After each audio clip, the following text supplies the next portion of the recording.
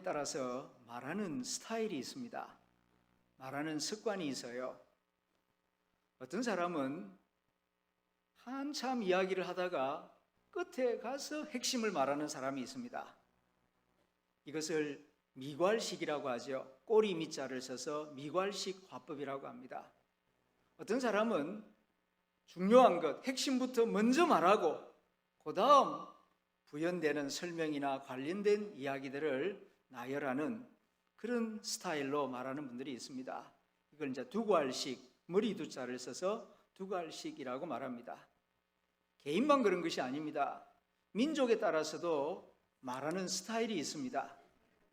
우리 민족의 경우에는 주로 핵심을 끝에 가서 말하는 경향이 강합니다. 그래서 우리말 가운데에도 말은 끝까지 들어봐야 한다고, 한국말은 마지막까지 들어봐야 진짜 내용을, 의도를 알 수 있다고 말합니다. 그런데 히브리 민족은 그렇지 않습니다.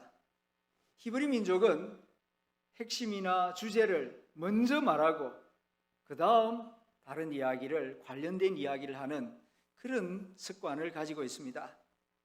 오늘 우리가 읽은 시편도 그렇습니다. 성경 66권 가운데에서 제일 두꺼운 책이 시편입니다. 그도 그럴 것이 무려 150장으로 되어 있는 두꺼운 예배의 책입니다. 그런데 이 두꺼운 시편의 주제와 핵심이 무엇이냐 하면 시편 1편의 말씀입니다. 특별히 시편 1편 1절부터 3절은 시편 전체의 총론이요 주제라고 말할 수가 있습니다. 그래서 다시 한번 우리가 소리내어서 같이 읽어보도록 하겠습니다. 시작. 복 있는 사람은 악인들의 꾀를 따르지 아니하며 죄인들의 길에 서지 아니하며 오만한 자들의 자리에 앉지 아니하고 오직 여호와의 율법을 즐거워하여 그의 율법을 주야로 묵상하는도다. 그는 시냇가에 심은 나무가 철을 따라 열매를 맺으며 그 잎사귀가 마르지 아니함 같으니 그가 하는 모든 일이 다 형통하리로다. 아멘. 언제 읽어도, 언제 들어도, 또 언제 암송해 보아도 참 은혜가 되는 귀한 말씀입니다. 시골에서 목회하시던 한 목사님이 이 좋은 말씀을 어떻게 하면 동네 아이들에게 잘 가르치고 마음 깊이 새겨줄 수 있을까 고민을 하다가 경상도 아이들이니까 경상도 아이들이 잘 이해할 수 있게끔 경상도 사투리로 바꾸어서 읽어주었답니다. 제가 한번 읽어볼 테니까 여러분들 마음에도 감동이 있기를 소망합니다. 복 있는 사람은 있제 못된 얼라들의 꼼수를 따라가지 않는기라. 그러고 죄짓는 얼라들과 함께 놀지도 않고 모가지 빳빳하게 힘주고 의시되는 눈꼴 사나운 얼라들 사이에 곱살이 끼지도 않는기라. 니는 어떻노? 잘 듣그레.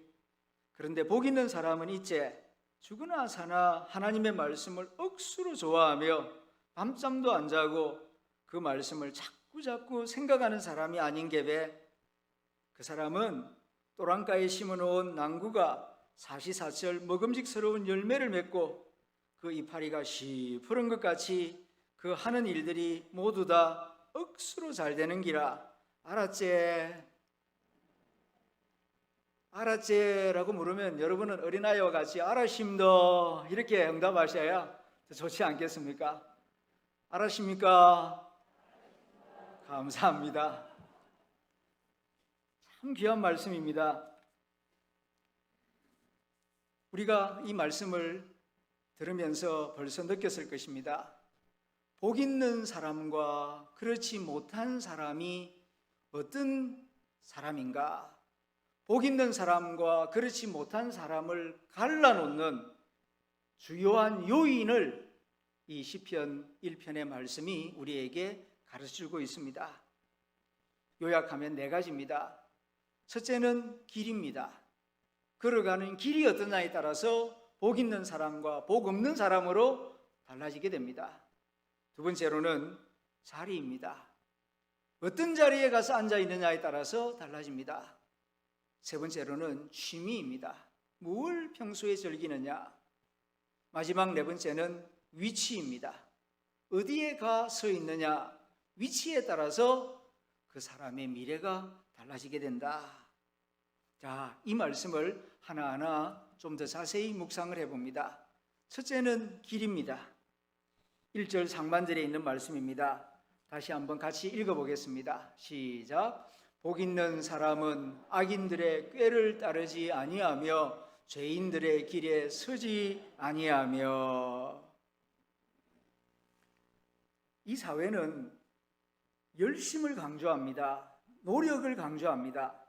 그런데 개인의 열심과 노력도 중요하지만 그보다 더 중요한 것이 있어요.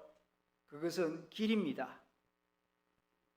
길을 바르게 선택하고 그 다음 열심을 내어야 그 열심이 의미를 가지는 것이지, 잘못된 길을 선택해 놓고 열심을 내면은 오히려 더 불행해지고 마는 것입니다. 열심히 하느냐 열심히 하지 않느냐, 그것보다 먼저 생각해야 할 것은 내가 어떤 길을 걸어갈 것인가, 또 내가 걸어가고 있는 이 길은 어떤 길인가, 그것을 먼저 생각하라는 것입니다. 왜 그렇습니까? 처음에는 사람이 길을 선택해요. 그런데 선택하고 나면 길이 내 인생을 인도합니다. 길 따라 갈 수밖에 없어요. 빨리 가느냐 늦게 가느냐가 중요한 게 아니라 이 길이 어디로 이어지는 길이냐, 이것을 깊이 생각해야 합니다. 만일 악인들의 꾀를 따르는 길이라면, 죄인들의 길이라면 아무리 열심히 살아도 소용이 없습니다. 그러나 의인의 길이라면 좀 느리게 걸어가더라도 걱정할 거 없습니다. 후회할 일도 없을 것입니다. 이 세상에 많은 길들이 있습니다. 그런데 그 길들 가운데에 절대로 후회하지 않는 길이 있습니다. 어떤 길이겠습니까? 그 길은 예수님의 길입니다. 예수님을 믿고 따르는 길인 줄로 믿습니다. 이 길을 우리에게 보여주셨으니 우리는 예수님을 따라 예수님 가신 길을 함께 걸어가는 복된 성도들이 다 될 수 있기를 기원합니다. 두 번째는 자리를 말씀하고 있습니다. 1절 하반절입니다. 함께 읽어보겠습니다. 시작. 오만한 자들의 자리에 앉지 아니하고. 오만한 자들의 자리에 앉지 아니한다. 두 번째, 인생의 미래를 좌우하는 주요한 요인은 앉는 자리입니다. 그러므로 앉는 자리, 깊이 생각하고 앉아라는 것입니다. 주로 내가 어떤 모임에 가서 앉아 있는가, 어떤 사람들하고 어울리는가. 오만한 자들의 자리에 앉지 아니한다는 것은 오만한 사람들과 어울리지 아니한다는 것입니다. 성경에서 말하는 오만한 자들이란 하나님을 부정하고 하나님을 무시하는 자들을 일컬어서 오만한 자들이라고 말합니다. 하나님이 창조해 주신 이 아름다운 세상에서 살아가면서도 하나님께 감사하기는커녕 하나님이 어디에 있노? 하나님 보여주면 내가 믿을게. 하나님 없다. 그런 오만한 말을, 오만한 생각을 하는 사람들이 들어 있습니다. 그런 사람들은 복 없는 사람입니다. 복 받지 못할 사람입니다. 그런 자들과 어울리지 말라는 것입니다. 사람은 어떤 모임에 가서 어떤 자리에 가서 앉아 있으며 함께 시간을 보내느냐에 따라서 많은 것이 달라집니다. 보는 것이 달라지고 듣는 것이 달라지고 생각하는 것이 달라지고 말하는 것과 행동하는 것도 달라지게 되는 것입니다. 사무실에서 점잖게 넥타이 매고 사무를 보던 사람들이 예비군 군복을 입고 예비군 훈련장에 가서 앉아 있으면 완전히 딴 사람으로 변하는 것을 볼 때가 있습니다. 사무실에서는 아주 예의 있게, 교양 있게, 품위 있게 행동하던 사람이 예비군 군복을 입고 예비군장에 앉아 있으면 그친 말을 쉽게 하고 아무 데서나 그냥 오줌을 누고, 그리고 아주 이상한 행동을 쉽게 하는 그런 엉뚱한 모습을 볼 때가 있지 않습니까? 그래서 마음 정돈을 하려면 자리 정돈부터 먼저 해야 하는 이유가 바로 여기에 있는 것입니다. 사람은 어디에 앉아 있느냐, 어떤 모임에 가서 앉아 있느냐에 따라서 태도가 달라지고 생각이 달라지고 말하는 것이 달라지고 행동하는 것이 달라집니다. 가능하면 현장 예배에 나와서 함께 예배드려야 하는 이유가 바로 여기에 있습니다. 하나님이 복 주는 자리에 앉아 있어야 하나님이 나에게도 복이 임하는 줄로 믿습니다. 세 번째는 취미에 대해서 말합니다. 2절 말씀입니다. 함께 읽어보겠습니다. 시작. 오직 여호와의 율법을 즐거워하며 그의 율법을 주야로 묵상하는도다. 아멘. 여호와의 율법을 즐거워하며, 평소에 내가 무엇을 즐기는가? 이것은 굉장히 중요합니다. 왜냐하면 평소에 내가 즐기는 것, 그것이 나의 인격을 만들고 나의 인성을 만들고 있기 때문입니다. 육체의 쾌감을 즐기는 쪽으로 기울어지면 동물화됩니다. 문화생활을 즐기고 예술을 즐기게 되면 그 삶에서 향기가 나기 시작합니다. 여호와의 말씀을 즐거워하면 다윗과 같이 지혜롭고 용감한 믿음의 사람이 됩니다. 아브라함 링컨은 중학교도 나오지 못하였지만 어머니의 손때 묻은 성경을 사랑하였습니다. 그리고 밤낮으로 묵상하였습니다.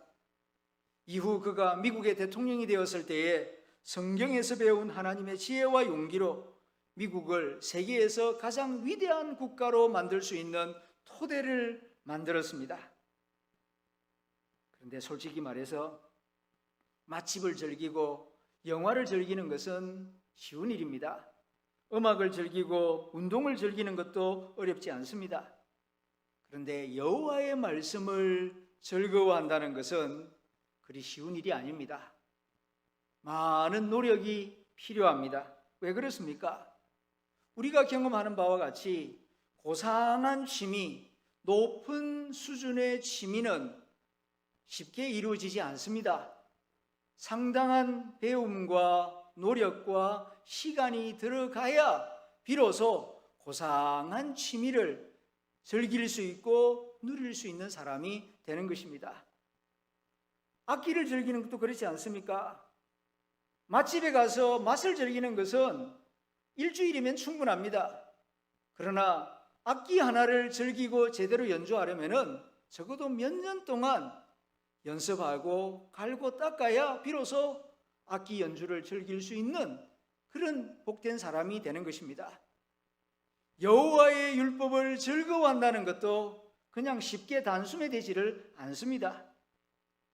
어떻게 하면 다윗처럼 링컨처럼 하나님의 말씀을 즐기며 밤낮으로 묵상하는 그런 즐거움에 빠져볼 수가 있겠습니까?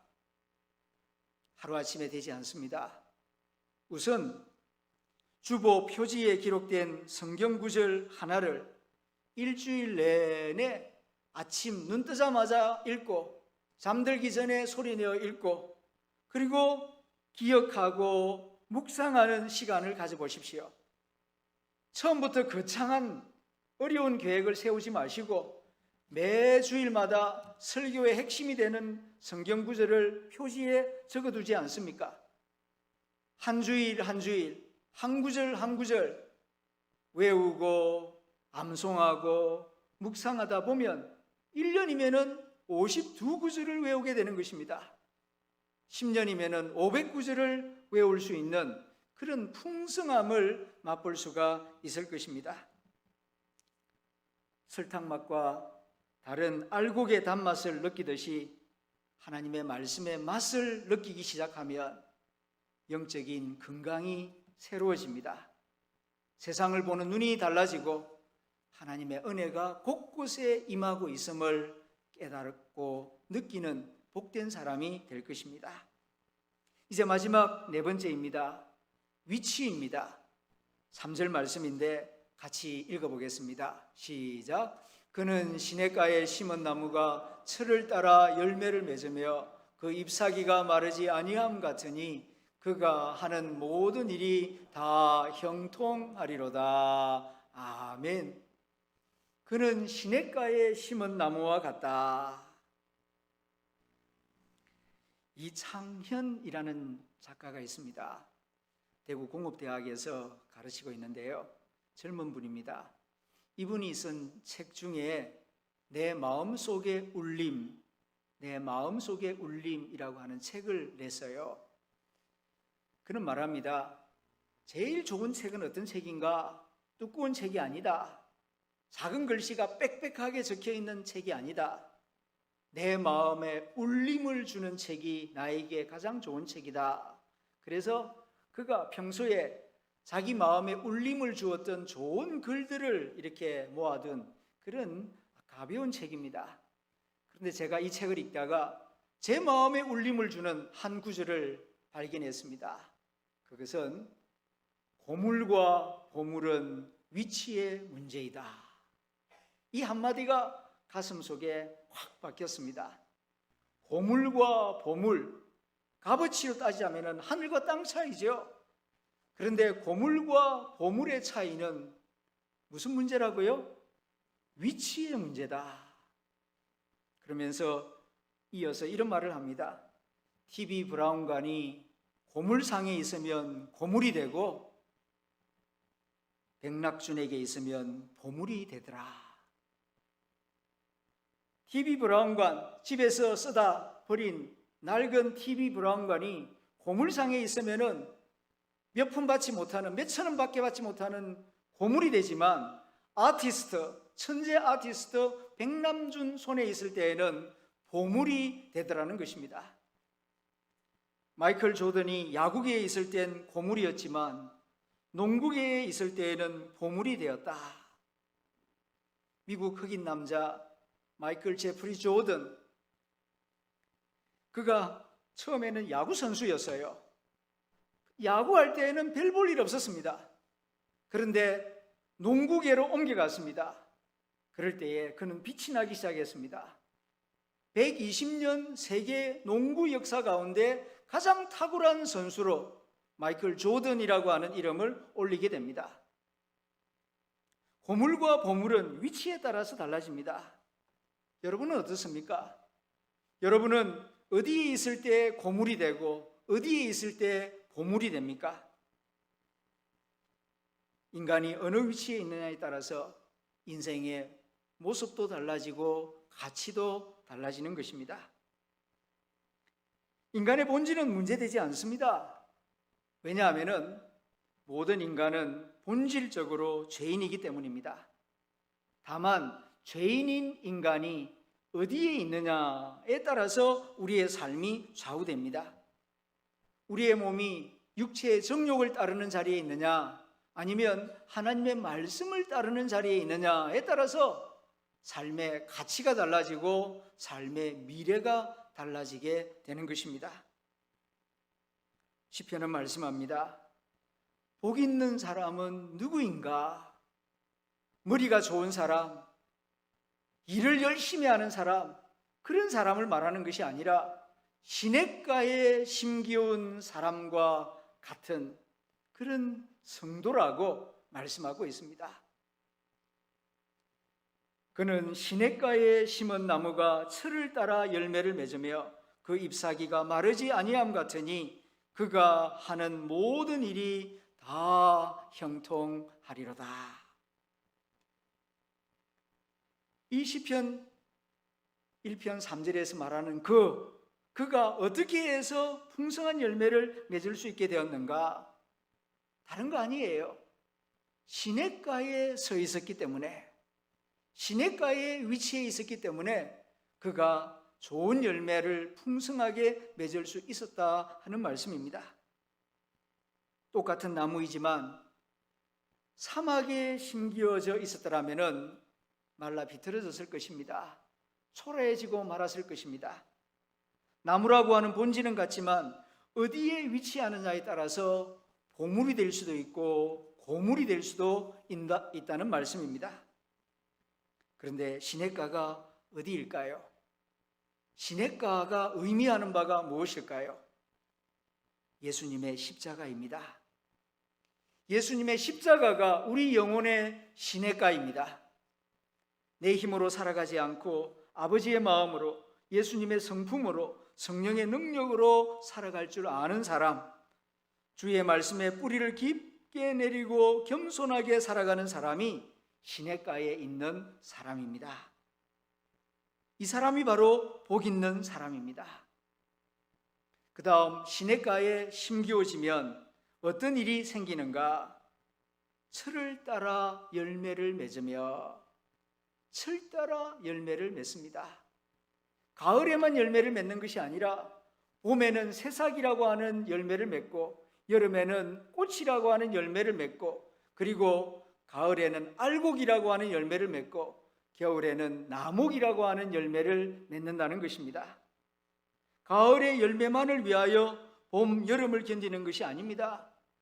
계절마다, 시절마다 의미가 있고 은혜가 있고 자기 표현이 있고 자기만의 행복을 누릴 줄 알게 된다 하는 그런 의미입니다.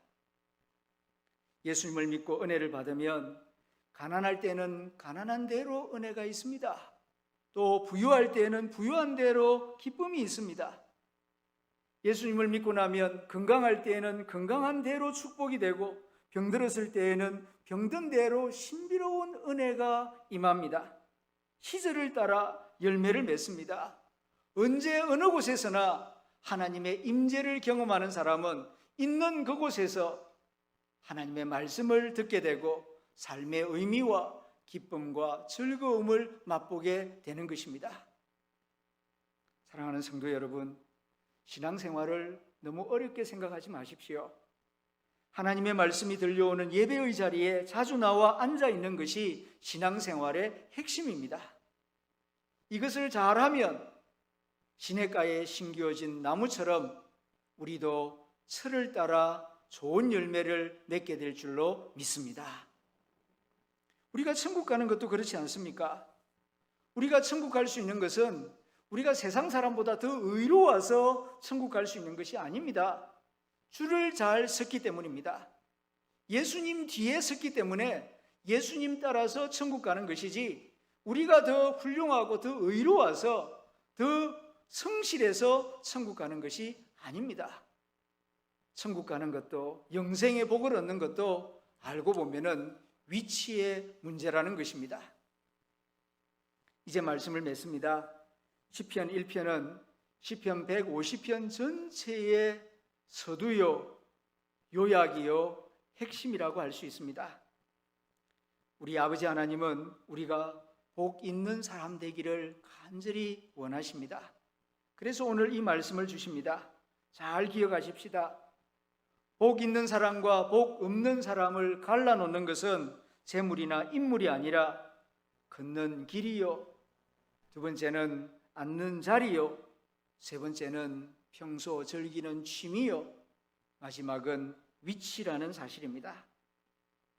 첫째, 악인들의 길을 걸어가지 말고 의인의 길을 걸어가는 저와 여러분들이 될 수 있기를 소망합니다. 두 번째는 오만한 자들의 자리에 앉지 말고 겸손한 사람들과 함께 앉아 기쁘게 교제하는 삶을 살아갈 수 있게 되기를 소망합니다. 세 번째는 세상 즐거움보다는 여호와의 말씀을 즐거워하는 습관을 꾸준히 키워나갈 수 있기를 소망합니다. 마지막은 영혼의 시냇물이 흐르고 말씀이 들려오는 예배의 자리에 자주 나와서 말씀을 경청하며 예배의 자리에 머무는 저와 여러분들이 될 수 있기를 소망합니다.